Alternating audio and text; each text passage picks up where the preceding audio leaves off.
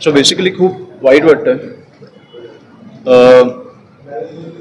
Me honestly मी सगळं बघताना मी बोललो तसं की हे पहिलं एक्झिबिशन आहे ज्याचं उद्घाटन करताना मला वाईट वाटतं. सगळे बघताना मी कन्फ्यूज झालं की कुठे काय घोळ आहे. मी आमच्या सहकाऱ्यांच्या घरावर काही लोकांचे नाव नोंदवलं गेलं आहे. महानगरपालिकेच्या आयुक्तांच्या घरावर नाव नोंदवलं आहे. सुलभ शौचालयाचं नाव बघितलं तुम्ही? म्हणजे तुमचं धर्माचं पण हे क्लिअर झालं असेल काही लोकांना जे होतं ते. त्याच्यामुळे हा घोळ धर्म जात ह्याच्या खूप पलीकडचा आहे आणि मला वाटतं की ह्याला खूप गांभीर्याने घेतलं पाहिजे. आम्ही तर घेतोच आहोत, पण निवडणूक आयोगाने पण घेतलं पाहिजे. एवढे पुरावे दिल्यानंतर पण त्यांना कुठची तरी घाई लागली आहे की निवडणुका लावायची. ती घाई मला काय हे हळूहळू कळत आलं आहे की कोणाचा दबाव असू शकतो. पण ज्यांचा दबाव आहे त्यांचे पण काही आमदार येऊन बोलले. मला वाटतं की काल राहुल गांधींनी पण एक काल का परवा की एक ब्राझिलियन जनता पक्षाची एक कार्यकर्ता आहे जी हरियाणामध्ये येऊन भारतीय जनता पक्षाला मतदान करून गेली. तर मला वाटतं हे कुठेतरी हा घोळ जो आहे मग त्यांच्याकडनं चुका झाल्या असतील की ब्राझिलियन भारतीय वगैरे मला कळत नाहीये, पण हा घोळ जो आहे कुठेतरी थांबला पाहिजे आणि निवडणूक आयोगाने कुठेतरी सिरियसली घेतलं पाहिजे. सर, या बोगस जे मतदान होतं त्यामुळे हे सत्ताधारी जिंकून येतात का? आता वाटायला लागलंय, कारण लोकसभेला हे वाटत नव्हतं, पण ज्या प्रकारे विधानसभेनंतर कळायला लागलं की 96 लाख मतदार दुबार मतदार जे महाराष्ट्रात घुसवले गेले आहेत. म्हणजे 36,000 तर मला वाटतं राजूदादांच्या मतदारसंघातच सापडले त्यातले आत्तापर्यंत.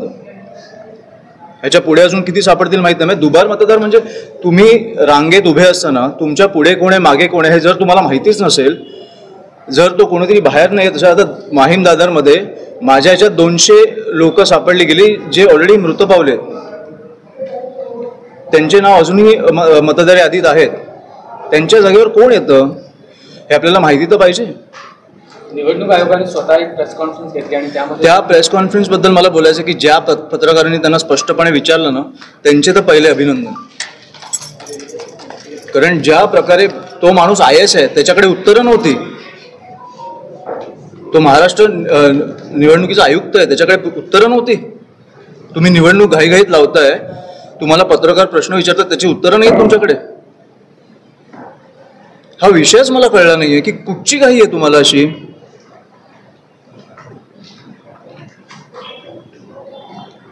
निवडणूक आयोगाच्या त्या आयुक्तांनी असंही सांगितलं की जे बोगस मतदार आहेत त्यांच्या नावासमोर डबल स्टार कुठेतरी चिन्हांकित केले जाईल.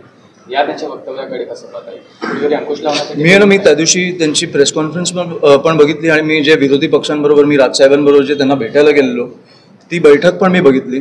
त्याच्यात पण ते एकमेकांवर ढकलत होते आणि या प्रेस कॉन्फरन्समध्ये पण त्यांच्याकडे उत्तर नव्हती, ते एकमेकांवर ढकलत होते.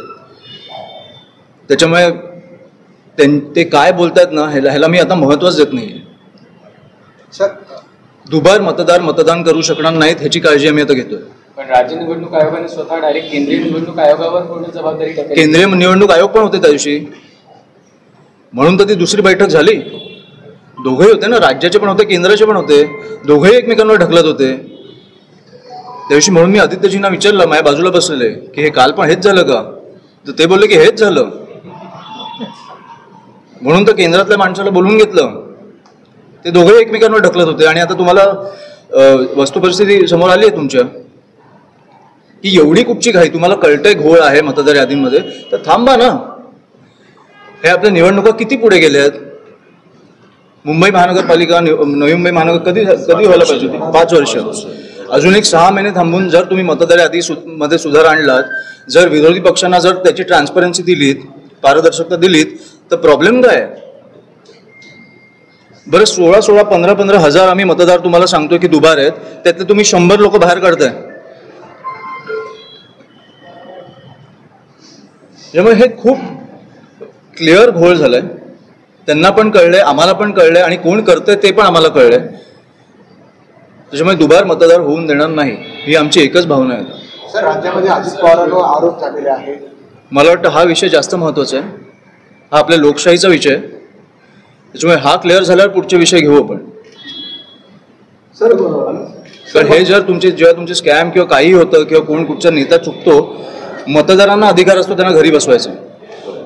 तो अधिकारच तुम्ही जर हिसकावून घेतलात तर पुढे आपण कुठच्या स्कॅम हे तुम्ही लोकशाहीनंतर हुकुमशाहीमध्ये गेलात तर तुम्ही मला फक्त प्रश्न विचारत बसाल असा असा स्कॅम झाला, याच्यावर पुढे बोलायचं काय? दुबार मतदान झाला याचा फायदा अजित पवारांना होतोय का सत्य देण्याचा? ह्याचा फायदा कोणालाही होत असेल. ह्याचा फायदा हे दुबार मतदार घुसवलेत म्हणजे मतदार घुसवलेत, ते कोणाला मतदान करतात आपल्याला माहित नाही, पण जे घुसवतात मला वाटतं की त्यांनाच करत असतील. त्याच्यामुळे त्यांना करत असतील, आम्हाला करत असतील, कोणालाही करत असतील, दुबार मतदारांना थांबवलंच पाहिजे. 2-2 ठिकाणी मतदान करतात, 5-5 ठिकाणी मतदान करतायत, कुठून वेगळ्या राज्यात येऊन मतदान करतात, म्हणजे काय फायदा कोणाला कोणातरी होतोय ना. आणि तो फायदा कशाला झाला पाहिजे? इकडचे ओरिजिनल मतदार काय मेलेत का? आम्ही काय करायचं? तुम्ही पत्रकार आहात, मी राजकारणी आहे, पण त्याच्या आधी आपण मतदार आहोत ना. आपल्याला हक्क आहे की या राज्यात या देशात काय झालं पाहिजे याच्यासाठी मतदान करायचा. बाकीचे कोण ठरवणार? अजित पवारांना राजीनामा दिला पाहिजे.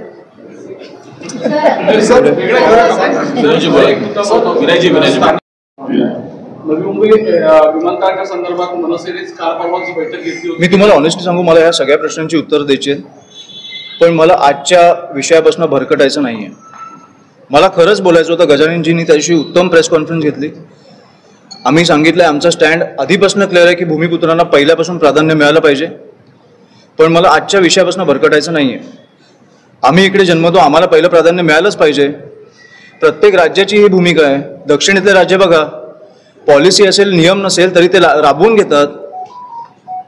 याबाबत आपण आवाज स्वतः आपण धडक घेणार का? ती धडक घेऊ, पण त्याच्या आधी निवडणुकीच्या ह्याच्यावर आम्हाला पारदर्शकता आली पाहिजे. नाही तर आम्ही रस्त्यावर तर आंदोलन करतच राहू. आमची सत्ता तसं राजसाहेब बोललेत रस्त्यावरच आहे, पण शेवटी ती केंद्रात गेली, राज्यात गेली किंवा महानगरपालिकेत आली तर काय होऊ शकतं हे तुम्हाला पण माहिती आहे.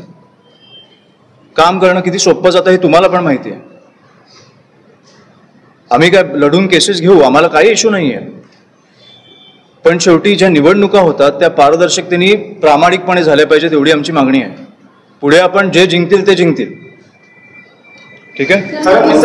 मुंबई मनपाचे जे आधीचे आयुक्त होते त्यांचं नाव 2 वेळा या यादीमध्ये आहे आणि त्या संदर्भात आयुक्तांचं देखील असं स्पष्टीकरण आलेलं आहे की आम्ही या संदर्भात निवडणूक आयोगाला सांगितलेलं आहे की मी इकडे नाही, मी ठाण्यामध्ये आहे, तरी देखील निवडणूक आयोगाने अद्याप त्याच्यावरती. तुम्ही नवी मुंबईचं तुम्ही उदाहरण देताय. मी तुम्हाला त्या दिवशी सांगतो, मी ज्या बैठकींमध्ये बसलो ह्या विरोधी पक्षाचे सगळ्यात मोठमोठे नेते येऊन त्या निवडणूक आयोगाला सांगत होते की आमच्या मतदारसंघात काय झालं.